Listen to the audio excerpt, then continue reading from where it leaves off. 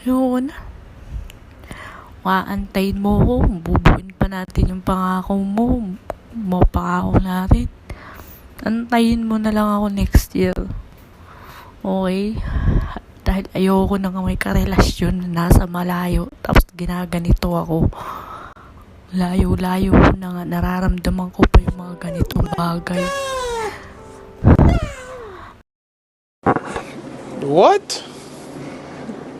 Bro, what are you talking about, man? Sobrang bigat na nararamdaman ko. Ilala mo ako eh. Dinanas ko yung lahat ng mga panluloko eh. Pero hindi mo nakita mo nang langyangya ko yung mga taong nakagawa sa akin ng kung ano man. Hindi pa ko silang pinaya.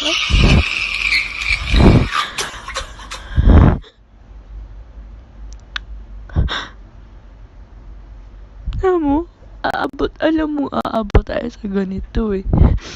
Pero hindi mo pinigilan yung sarili mo.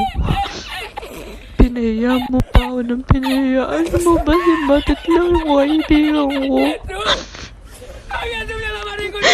Sa buong ligo, si Batit lang.